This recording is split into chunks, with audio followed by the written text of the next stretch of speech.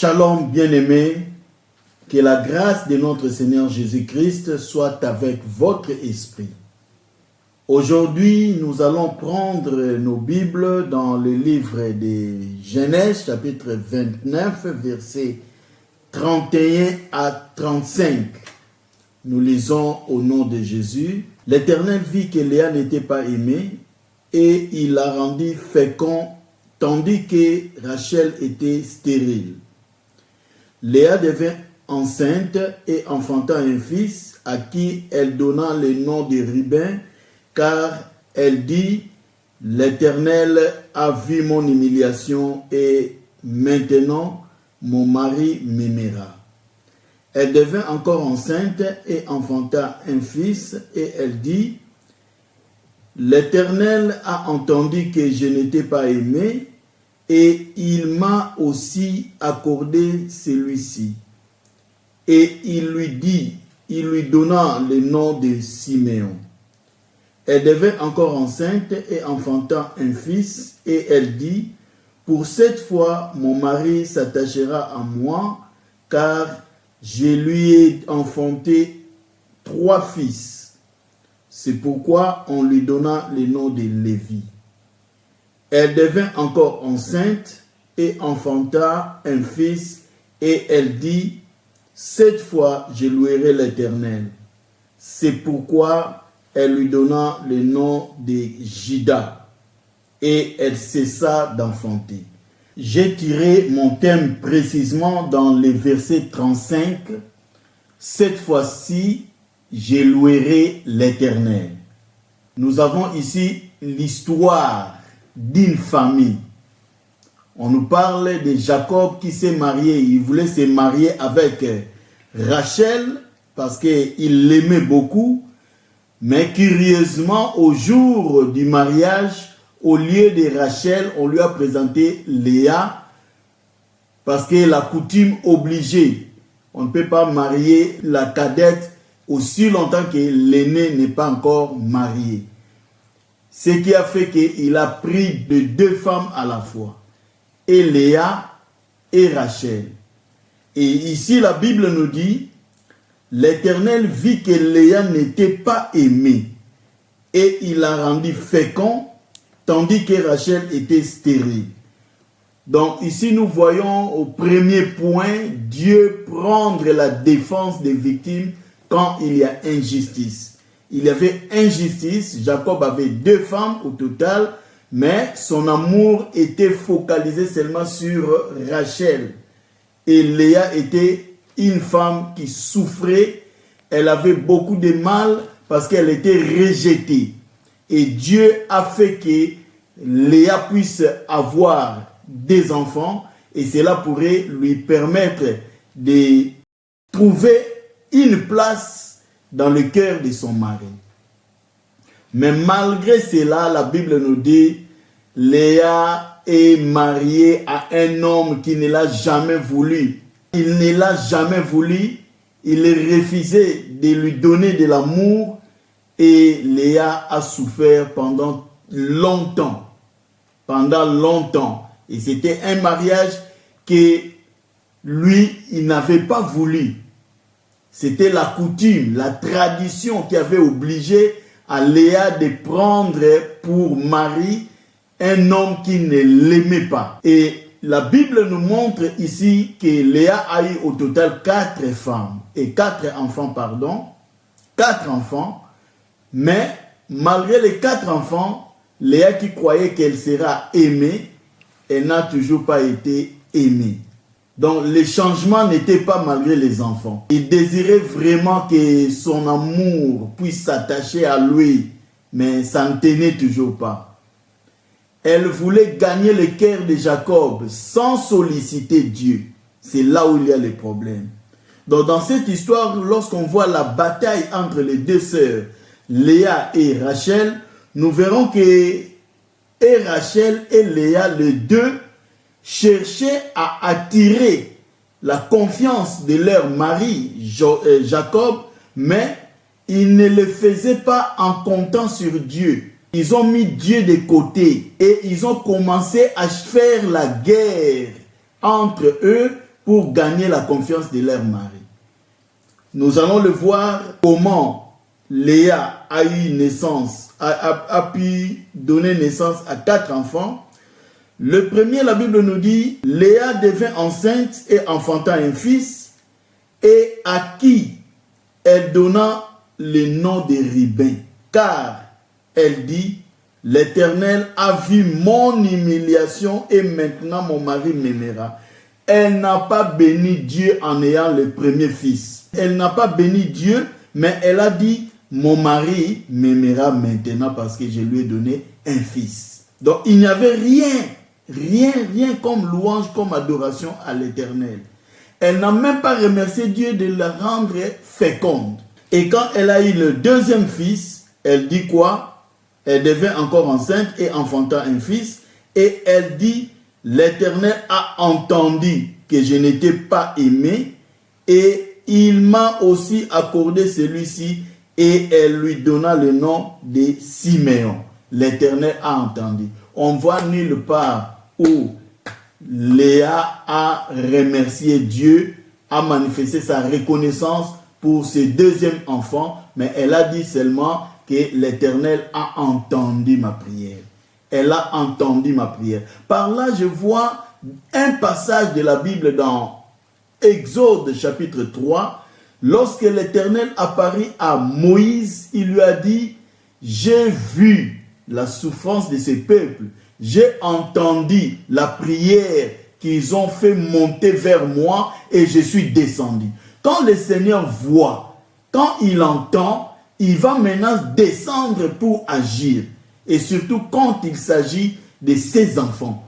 Mais ici, au lieu de profiter parce que l'Éternel avait vu, l'Éternel avait entendu, Léa était encore ailleurs. Léa voulait seulement que son mari puisse l'aimer. Elle ne voyait pas la présence de Dieu. Elle ne voyait même pas que c'est Dieu qui devait lui donner la solution à ses problèmes.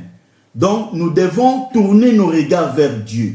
Ce qui est plus important lorsque nous avons un problème, nous sommes en difficulté, nous sommes rejetés, il y a des problèmes, des soucis dans la vie, on doit retourner vers Dieu.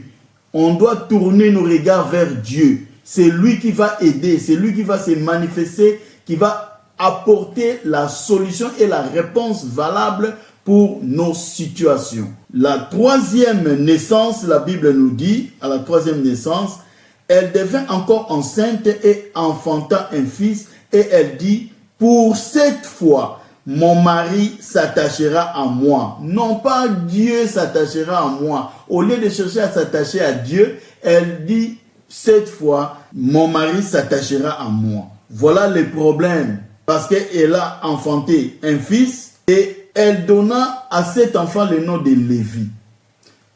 En suivant cette histoire, bien aimé, moi j'ai compris une chose.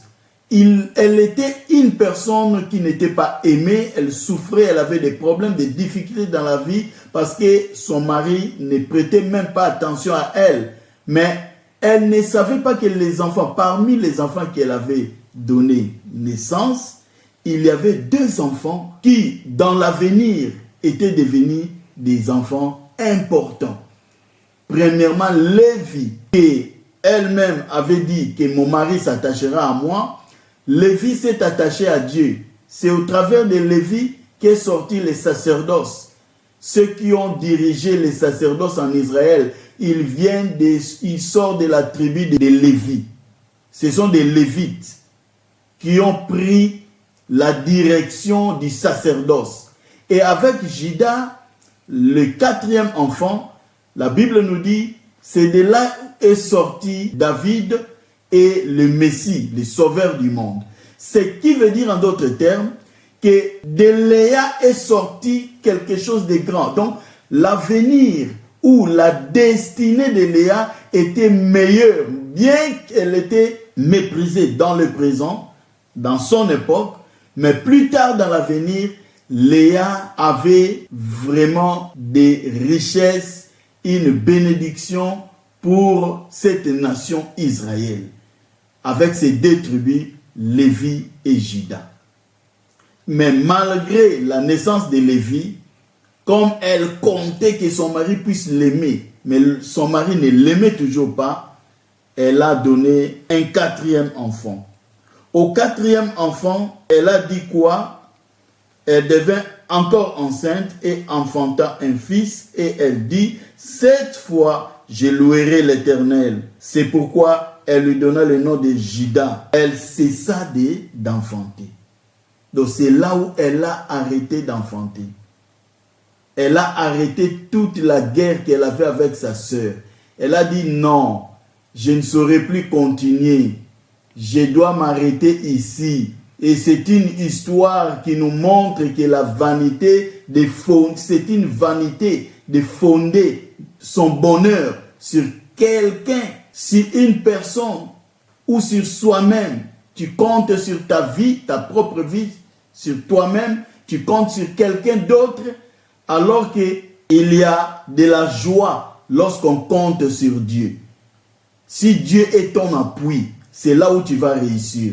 Si tu comptes sur Dieu, tu seras élevé. Les choses seront différentes de ce que toi tu veux faire maintenant. Un cœur qui se lamente est devenu un cœur rempli de louanges. Elle a dit, cette fois, je louerai l'Éternel. Quand elle parle de cette fois, là nous sommes dans le deuxième point, ça veut dire que maintenant dans le présent, dans cette circonstance actuelle, au moment présent. Pourquoi? Parce qu'avant, elle n'a pas loué Dieu. Elle n'a pas remercié Dieu. Elle n'a pas été reconnaissante malgré les 4 enfants. Elle regardait aux hommes. Elle avait toujours ses regards vers son mari. Elle s'est lamentée, elle pleurait, elle s'inquiétait, elle s'agitait par-ci par-là. Elle cherchait à ce que son mari puisse trouver une place dans son cœur pour elle. Elle voulait gagner le cœur de Jacob sans solliciter Dieu. Voilà le problème. Au lieu de faire confiance en Dieu. Mais elle ne l'a pas fait. Or, c'est Dieu qui donne tout ce que nous cherchons. Si tu cherches le mariage, tu le trouveras auprès de Dieu. Si tu cherches un mari, une femme, tu cherches du travail, tu cherches quelque chose, tu as besoin de quelque chose, chez Dieu tu le trouveras. Alors tu dois considérer Dieu et lui donner sa place dans ta vie. Ceci est très important. Au lieu de regarder aux dons, de voir les choses éphémères, les choses qui vont disparaître demain, tu les reçois aujourd'hui, tu te réjouis, mais demain, tu les perds. Il faut compter sur Dieu, parce que Dieu, si tu comptes sur Dieu, c'est comme si tu as gagné toutes choses. Parce que le Dieu que nous servons est le maître de tout. Il est le Seigneur de tout, c'est lui qui a créé toutes choses. Alors quand tu as Jésus, quand tu as Jésus-Christ dans ta vie, donc tu as presque tout. Tu seras un enfant gâté. Tu vivras le bonheur auprès de ces dieux-là. Voilà pourquoi elle a dit cette fois-ci. Les 7 fois-là, ça marque maintenant le temps d'arrêt à un temps nouveau. Donc, tu arrêtes ce que tu faisais avant. Tu entres maintenant dans une ère nouvelle. Ça exprime un engagement nouveau dans ta vie. Tu veux maintenant entamer une nouvelle vie différente de ce que tu avais avant. Avant, elle pleurait, elle s'inquiétait, elle se lamentait, mais maintenant, elle s'est mise dans la joie, elle s'est mise à chanter, à louer Dieu, à adorer Dieu, parce que Dieu a changé sa situation. Elle a compris que non, même si je peux pleurer, je n'obtiendrai rien en pleurant. Je dois tourner mes regards vers Dieu. Voilà pourquoi Juda est venu. Donc avec Juda, nous avons l'occasion d'exprimer la louange, les remerciements à Dieu. Nous avons l'occasion de dire à Dieu, tu es notre Seigneur, que je reçois ou pas, l'essentiel pour moi, j'étais dans ma vie. Tu es mon Seigneur, tu es ma lumière, tu es mon Rédempteur, alors c'est tout pour moi. Comme Job l'avait fait lorsqu'il a perdu tout. Sa femme voulait le pousser à injurier Dieu, mais Job ne l'a pas fait. Job a dit, ni je suis venu, ni je retournerai. Il a glorifié Dieu. Dans le malheur comme dans le bonheur, nous devons trouver une occasion de glorifier notre Dieu parce que le Seigneur est notre Dieu. C'est lui qui pourvoit à tous nos besoins. Donc, laissons Dieu agir en nous, quelles que soient les circonstances de la vie, surtout de ne pas dicter Dieu, de ne pas obliger Dieu à faire des choses que nous cherchons, que nous voulons dans nos vies. On ne peut pas forcer Dieu, on ne peut pas dicter Dieu. C'est lui d'ailleurs qui a ta destinée dans sa main. Il a dit, je connais les projets que j'ai sur toi, projets de bonheur et de l'espérance. Alors laisse-les agir, laisse-les te conduire sur ses pas. Tu dois suivre les pas que le Seigneur va te montrer. C'est comme ça que tu vas réussir. Judas, c'est l'expression de la louange, comme je l'ai dit, c'est la reconnaissance de Léa. Elle a maintenant manifesté sa reconnaissance. Elle s'est dit, cette fois, je louerai l'Éternel. Donc, elle a ignoré tout. Elle a tourné ses regards vers le Seigneur.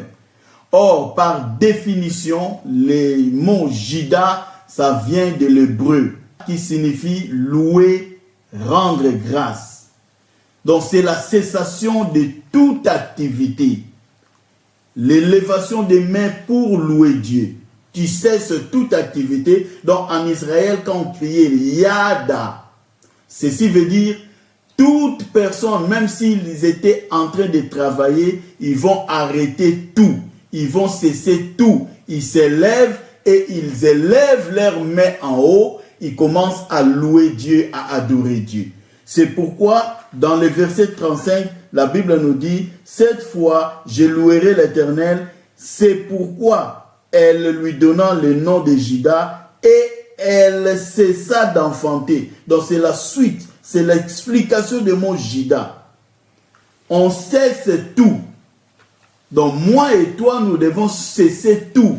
Toutes les plaintes, les pleurs, les lamentations que nous sommes en train de faire, les inquiétudes de nos vies, arrêtons tout. Tout ce que nous sommes en train de faire, mettons-nous à glorifier Dieu, mettons-nous à élever Dieu, à l'exalter parce qu'il est Dieu. Nous devons cesser les efforts que nous sommes en train de fournir sans Dieu pour réussir dans la vie. Tu peux fournir des efforts, mais fais-les avec Dieu. Que Dieu soit à tes côtés, que Dieu t'aide, afin que tu puisses aller loin dans la vie. C'est comme ça que tu dois mettre ta confiance en Dieu pour réussir dans tout ce que tu entreprendras. Nous devons louer Dieu même au milieu des manques. Même si je manque, elle n'a pas trouvé l'amour qu'elle cherchait, mais malgré cela, elle a dit, je dois maintenant commencer à louer Dieu. Je dois apprendre à louer Dieu, à exalter Dieu, à adorer ce Dieu-là, même si je n'ai pas ce que je cherche. On ne loue pas Dieu parce que nous avions reçu des biens, nous avons reçu des dons. Non, on loue Dieu même quand on n'a rien, quand on n'a rien réussi. C'est ce que la Bible appelle les sacrifices de louange. C'est ce que nous devons faire dans nos vies. Je louerai l'Éternel cette fois, non pas parce que je le veux, mais c'est parce que Dieu est mon Dieu. Il est le Seigneur des armées, il est élevé au-dessus de tout. Pas par moi, pas avec ma force, mais le Dieu que je sers. Je dois m'attacher à lui. Je dois choisir de louer l'Éternel, non pour obtenir quelque chose.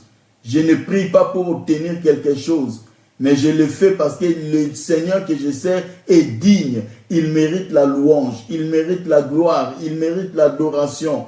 Dans la douleur comme dans l'attente, je dois l'adorer, je dois l'élever, je dois arrêter toutes choses pour rendre grâce à Dieu. C'est comme ça que nous allons réussir dans la vie. Ne cherchons pas l'approbation des hommes, même quand nous sommes rejetés, même quand nous sommes abandonnés. Nous devons au contraire apprendre à louer Dieu. Nous devons au contraire apprendre à l'adorer. Quand la louange naît de la souffrance, ça amène beaucoup de choses, des miracles, des signes, des prodiges. Apôtre Paul et Silas étaient dans la prison, ils étaient arrêtés, ils se sont mis à louer, à adorer le Seigneur. La Bible nous dit, les portes de la prison se fendirent et les portes se sont ouvertes et les deux prisonniers étaient sortis de la prison. Voilà, mes bien-aimés, nous sommes obligés de louer Dieu dans nos vies. Même si rien ne marche, même si tu ne vois rien dans ta vie, tout ce que tu cherchais, tu ne le trouves pas. Tu as prié pendant plusieurs temps, pendant plusieurs années pour trouver quelque chose, pour avoir quelque chose que tu ne vois pas jusqu'aujourd'hui, pour recevoir quelque chose que tu ne reçois pas jusqu'aujourd'hui. Tu ne vois pas de réponse dans ta vie. N'arrête pas de louer Dieu. Continue à prier, continue à adorer. Ce Dieu-là se lèvera un jour. La Bible nous dit, mon Rédempteur est vivant, il se lèvera le dernier. Il a un temps qu'il a fixé. En ce temps-là, il viendra et il changera les données et tu seras heureux, tu te réjouiras et tu diras que le Seigneur est vivant, il est merveilleux. Que le Seigneur vous bénisse.